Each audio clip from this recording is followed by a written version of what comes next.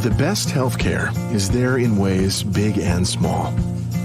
There when we most and least expect it. We may not see it, but we feel it. It lets us know we're not in this alone. Everyone deserves a healthcare partner who never quits. One who's there for what matters. United Healthcare.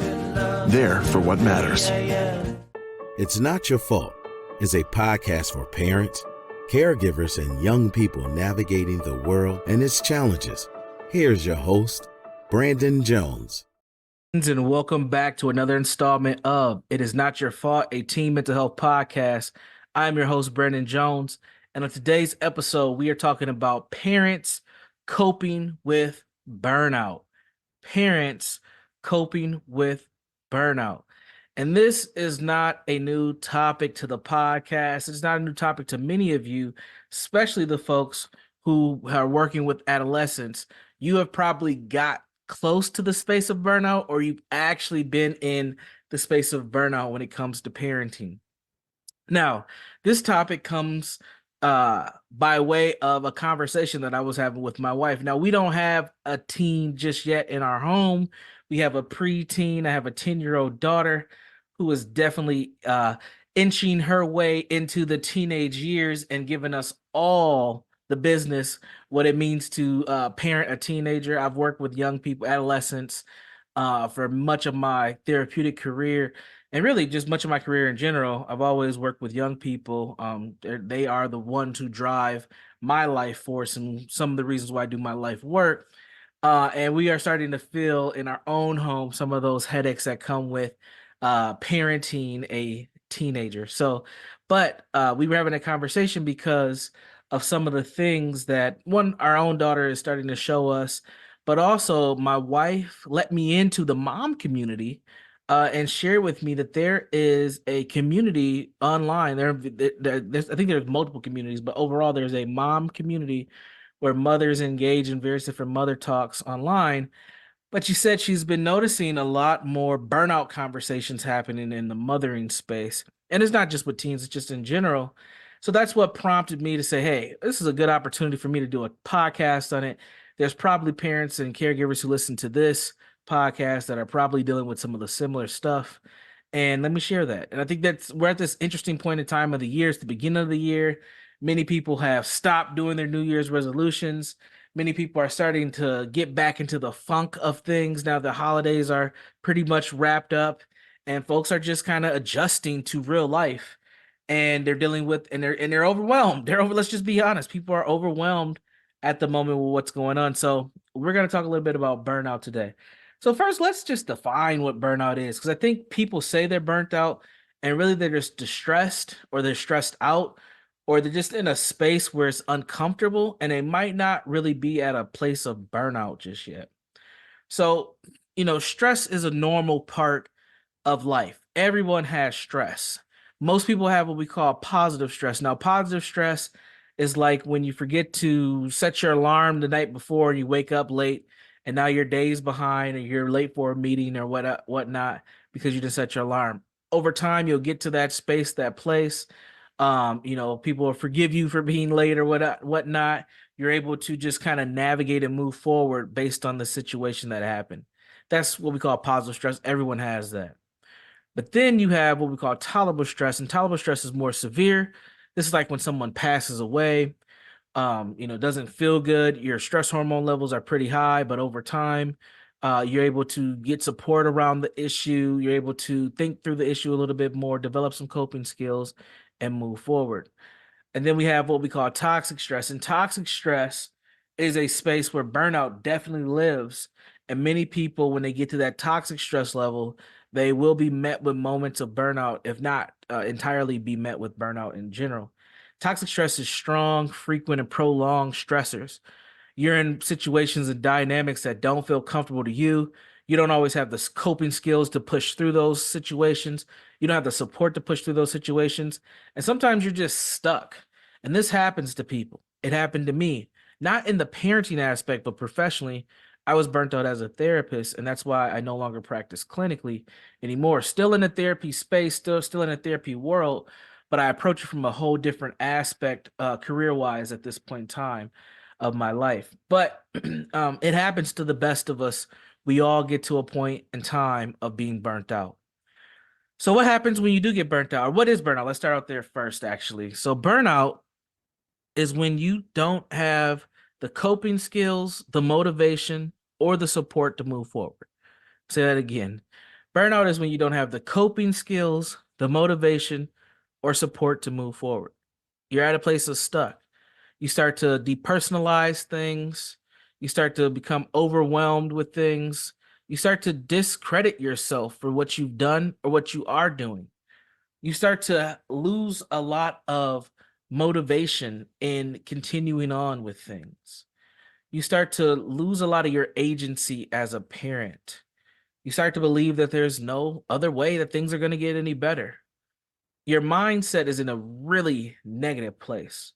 Those are elements of burnout. And what ends up happening for a lot of parents when they end up being in this burnt out space is that they isolate. They isolate from their partner, they isolate from their co-parent, they isolate from the other adults who really should be able to help assist with the dynamic that you're in. Now, I do realize that there are some parents that they are the only adult in the dynamic. And the hope is if you have adolescents, that those adolescents can be somewhat mature, somewhat responsible to chip in and take a little bit of the stressor away and assist with some of the relief. But that's not always the case. So it's important for parents and caregivers to really start to develop their GPS system when it comes to parenting. And that GPS system is just how are they navigating the parenting? Being as proactive as possible with their self-care is one of the goals. And I'm going to share some of those tips. If you're not in a burnout space right now as a parent, I really encourage you to start developing these opportunities and these strategies now, because there is a good chance that you will get to that space at one point in time. We're all human. We can only bear so much, and we know the challenges that come with parenting young people. So the first thing that I want to encourage you all to do, and this is the hardest thing, so I want to admit that right away, is embrace the chaos. Embrace the chaos, but set boundaries. Yes, acknowledge that things are not okay. One of the reasons, and I learned this very early on in my therapeutic career, one of the reasons why many people are not successful at therapy is that they don't want to accept the reality of what has happened or is happening. I'll say that again. One of the reasons why many people are not successful at therapeutic treatment is because they don't want to accept the realities of what has happened or what is happening. And sometimes accepting that reality is some very challenging stuff. And I understand that. And the goal is not to harm anyone or to label anyone or judge anyone based on that acceptance. It's really to get people to convince themselves that they are in a new space or that they can be in a new space today. And that is one of the steps to liberating ourselves, to really developing what we talked about in some previous podcasts, that growth mindset for adults is moving forward. But in order to do that, parents must set boundaries. So embracing the chaos doesn't mean you just let things go and things get just all loosey-goosey. No, you have to set some boundaries there. Remember, you are the parent, you are the caregiver. You do respect the young people's voice and choice, but you are in the dominant position and dominant role. You have more authority and more influence, and sometimes you have to flex that muscle if you can. So setting those boundaries is going to be important, and make sure you're setting those boundaries where you're protecting yourself as a parent and the young person in the dynamic as well. So try to make those boundaries as I try not to use the word fair. I would say as just as possible, where the just do the correct action is happening for both the parent and the young person as best as possible. The next strategy, we're going to call these strategies, that I will suggest that you do is build a village. Don't go at this alone. Find some friends. They might be virtual, they might be in person. Find a group of people who are also doing parenting in your age group. Sometimes it means going to PTA meetings at the school. It might be searching up a Facebook group. I mean, it might just be, connect with people in your apartment complex, whatever it is. Connect people, build a village of folks who understand what's going on. Raising a child is difficult, It is definitely not a one-person job. It is a job that many people are responsible for contributing in, but you want to make sure that you have those connections, those families, those friends, and those associates, those people around you to help you navigate the parenting world, the parenting dynamic. The next strategy, find humor. Yes, sometimes you have to laugh at some of this stuff. I mean, some of the stuff is so ridiculous that you have to laugh to stop from crying. I know that's a very common statement in the community that I come from is we laugh from stop from crying, but sometimes you do gotta laugh from stop from going insane, like from losing your mind. You have to laugh at some of the craziness that happens. I know even for myself, my 10-year-old is very, very mouthy. And what I mean by that, I use that term, actually, I use that term very specifically because that's the term that I grew up with of talking back, is being mouthy. So that's part of my childhood. So I use that. I'm like, man, she's so mouthy. She does not understand the concept of no talking back. She just will keep talking. Even when I say, hey, you're talking back. This is an example of talking back. Please stop doing that. She just can't stop. She just keeps saying, blah. She'll talk under her breath. She'll just keep talking. It's to the point now for me to keep my own sanity that I just have to laugh at how silly it is that she can't stop talking. It's to the point where her 8-year-old sister even tells her, you are talking back. Don't talk back to dad. And then they get into little arguments, and then I have to break up that, and it's just a whole nother dynamic to the puzzle. But man, you got to use some humor to laugh at some of the craziness. Now, it doesn't have to get disrespectful. It doesn't have to be harmful. But sometimes you just have to take a step back and just laugh at just how out of sync stuff is, because it's better than crying about it. Like, use some humor to the dynamic or the situation. Self-care isn't selfish. I am a big proponent about being proactive with your self-care, which is what I call sustainable wellness. Take care of yourself now. Don't wait. Don't wait for the big explosion to happen within the family dynamic. Take care of yourself now. You have to build those healthy practices today so that when stuff does show up, you are in a really good position to deal with those things moving forward. So the next I'm a couple more things. Two more things I'm gonna share with you. The next thing is it's okay to ask for professional help. You know, I always add that into my list of tips. Don't be afraid to seek out a parenting coach, seek out a mentor, read books, seek out a therapist or a counselor or case manager, social worker, whatever. People who work with people and help with these dynamics. Don't be afraid to seek those folks out. And you don't have to go directly to them to pay them to do these things or join a program. Sometimes people have really good content on YouTube, TikTok. I found some really great parenting coaches on TikTok. Very great. They got great tips, short form. Sometimes they have lives where you can ask questions. Go ahead and reach out to some people who study this, who understand this, who engage with folks who may be dealing with the same issues that you're dealing with every day. Don't sit in isolation and deal with it alone. Don't be afraid to ask for help or to connect with folks or find resources when you need them. And then the last tip that I want to just add in here is remember that this is a journey. This is a journey, and you're helping these young people develop into their adulthood.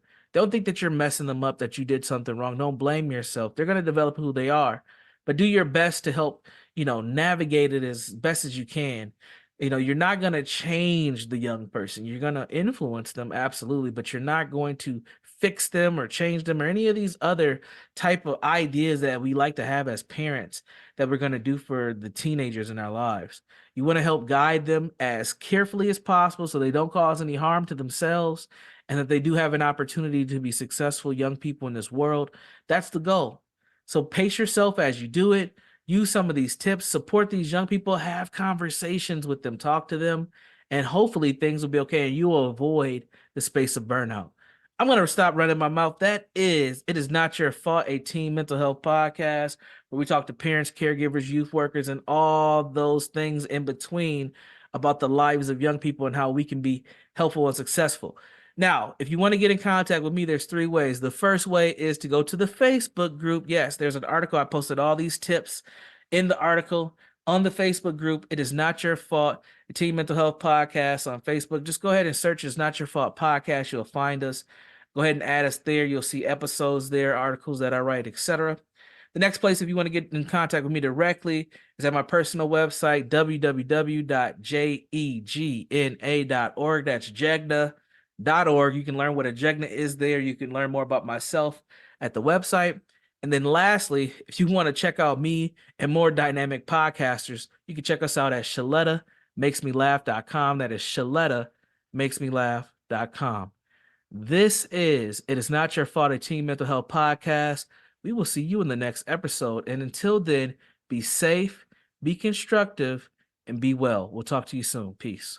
To check out previous episodes of It's Not Your Fault, or to learn more about Brandon Jones, log on to ShalettaMakesMeLaugh.com. Are you up to date on your COVID-19 vaccination? It's not a one and done situation. You and your family may have gotten the original COVID-19 vaccine, but the virus keeps evolving.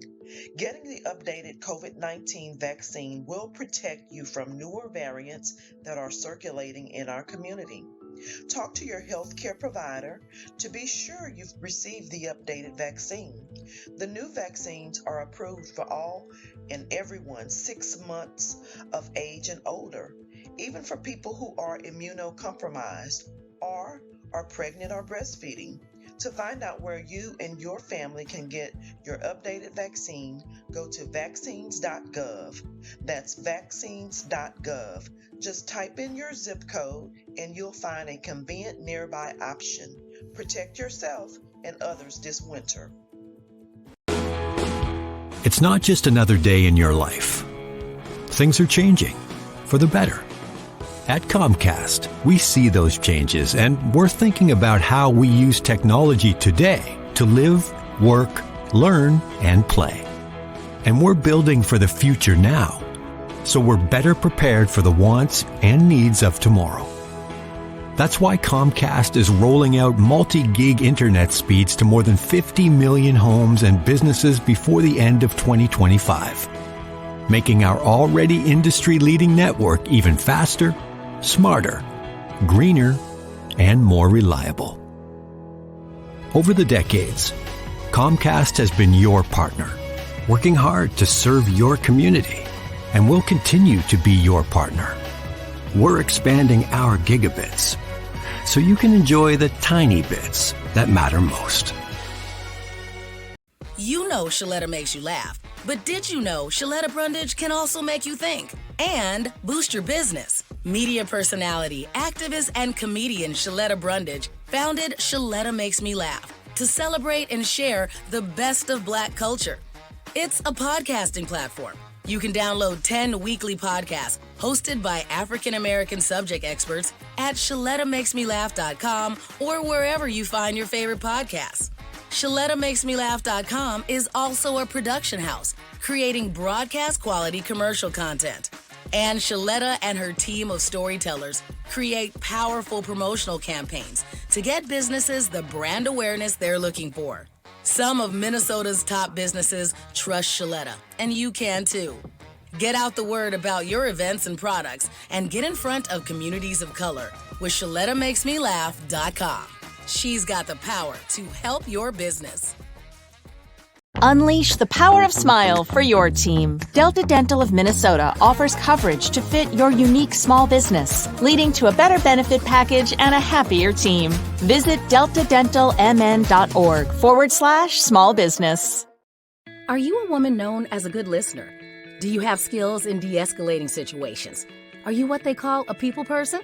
Then the Minneapolis Police Department would like to meet you. Now in a rebuilding phase, the Minneapolis Police Department is recruiting more women to wear the badge. The department offers career options for women with a high school diploma or GED. There are also opportunities for women with 2- and 4-year degrees who are ready to apply their skills in new ways. Police work makes a great second career for social workers, teachers, nurses. Women in their 30s and 40s are welcome to apply. There's no age cap. You'll be paid while you train and mentored by veteran women officers invested in your success. Minneapolis also welcomes current police officers to join the state's largest department. Make a difference on the streets, working in your community, in a career with competitive salaries and generous benefits. Go to minneapolismn.gov and search police jobs to find out more.